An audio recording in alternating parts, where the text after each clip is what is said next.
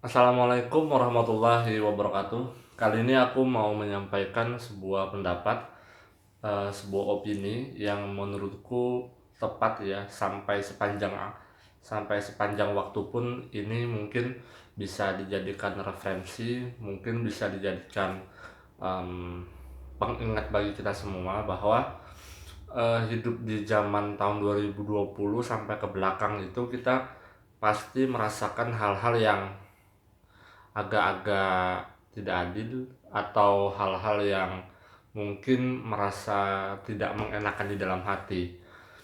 Banyak hal tentang itu dan juga banyak yang membahasnya via YouTube, entah itu artikel juga atau opini yang disarikan disarikan dalam bentuk cerita fiksi.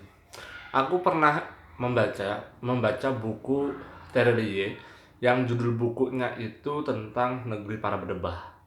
Aku mengetahui betul bahwasannya buku tersebut diterbitkan pada zaman Presiden SBY. Sebenarnya beliau itu memang melek sekali tentang politik Terelie itu karena penulis itu si Bang Terelie ini menurutku sangat tahu betul tentang shadow ekonomi, juga tahu betul tentang geopolitik, juga paham tentang yang ada di Indonesia ini. Beliau juga memiliki rasa keunekan ya, unek-unek yang ada di dalam diri beliau itu pasti beliau akan sampaikan. Kebetulan beliau cara penyampaiannya itu bagus, yaitu berupa fiksi. Makanya beliau menerbitkan buku yang berjudul Negeri Para Berdebah. Negeri Para Berdebah ini menceritakan sebuah cerita bahwasanya ada satu orang ini bukan bedah buku ya, cuma aku mau menyampaikan beberapa fase-fase yang pernah aku ingat aja. Jadi beliau menceritakan tentang seseorang di mana mereka itu termasuk dalam sebuah organisasi shadow economy, di mana mereka memiliki kekuasaan yang begitu banyak. Mereka melaksanakan kegiatan kekerasan, juga melakukan pengaturan yang sedemikian cantik untuk menguasai parlemen. Mereka bukan orang-orang parlemen, bukan orang-orang pemerintahan, namun mereka bisa menyetir gerak alur pemerintahan, kebijakan itu seperti apa. Makanya beliau menyebutkan nama mereka yaitu sebagai organisasi shadow economy atau pemain-pemain ekonomi tapi bayang-bayang. Ya, dalam arti bahasanya yang lain adalah mereka hanya orang-orang segelintir, namun kekuasaannya begitu luar biasa. Itu poin utamanya. Uh, Jika buku ini dikaitkan dengan hal-hal kekinian, itu pasti aja ada kesamaan.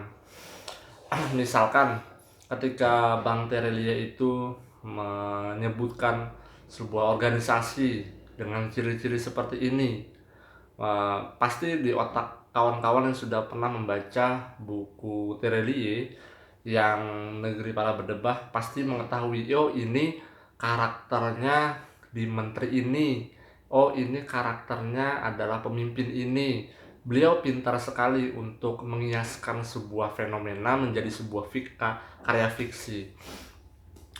Nah, sebenarnya teman-teman yang berkutat di bidang literasi itu bisa mencontoh cara Terelie ini. Karena cara Terelie ini begitu bagus, begitu apik.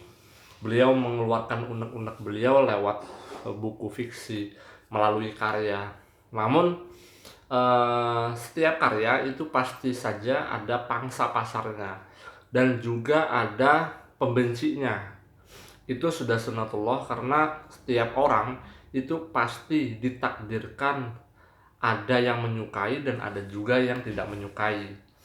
Nah, untuk hal tersebut kita mengambil hal yang baik-baik aja, yaitu kita pro saja kepada orang-orang yang menyukai karya kita, namun tidak melupakan kritik-kritik dari teman-teman kita. Siapapun sebenarnya bisa berkarya dengan cara dengan cara dia, dengan ciri khas dia, seperti contohnya Bang Terelie. Ada juga penulis yang lain seperti Andrea Hirata. Beliau mengulik tentang sebuah fakta pendidikan di Indonesia itu begitu sangat berbeda jauh lah. Makanya beliau mengambil sebuah tema tentang pendidikan yang akhirnya mengeluarkan karya yang berjudul Laskar Pelangi. Yang aku harapkan adalah semua orang yang mendengarkan video ini ataupun video-video yang lainnya yang berbicara tentang literasi, aku harapkan mereka setelah menonton video ini mereka bisa berkarya, karena hidup dengan berkarya itu jauh lebih menyenangkan hati dan menggembirakan hati. Dengan apapun karya yang kalian sukai, misalkan kalian suka otomotif, ya udah otomotif aja yang terus meneruskan untuk dijadikan bahan kalian untuk menjadi orang-orang yang memang dikenal orang banyak, dan manfaat kalian itu begitu nyaman dirasakan oleh siapa aja. Bagi yang suka ahli menambang, ahli geomatika, silahkan berkarir di bidang pertambangan, karena ilmuwan kalian kalau dikembangkan itu sangat besar pengaruhnya oleh perusahaan maupun orang-orang yang ada di sekitarnya. Ada juga cara yang lain, misalkan suka masak. Pokoknya macam-macam lah, kita ngomongin dari tadi kan awalnya kan berkarya, kemudian ada zaman ketidakadilan segala macam. Itu apapun yang kita jadi unek-unek dalam pikiran kita, itu sebenarnya bisa menjadi bahan kita untuk berkarya, kita untuk apa-apa aja lah.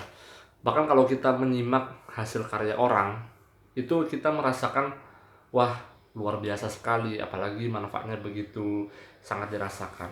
Karena orang banyak, ini mencamkan ya kata-katanya, bahwa orang kebanyakan itu lebih lebih lebih suka terhadap orang-orang yang suka memberi, terutama dalam hal karya, dan mereka memberikan pengaruh yang begitu luar biasa, dan orang-orang pasti suka. Nah, kebalikannya, orang-orang bakal tidak suka kalau kita tidak ngapa-ngapain atau bahkan melakukan hal-hal yang berbau mudarat, bahkan yang terkesan seperti menyudutkan orang atau hal-hal yang seperti merugikan orang. Itu patutnya kita hindari. Mungkin itu saja yang mau aku sampaikan. Terima kasih sudah mendengarkan opiniku. Jangan lupa subscribe, like, share, dan komen ke teman-teman kalian. Terima kasih. Wassalamualaikum warahmatullahi wabarakatuh.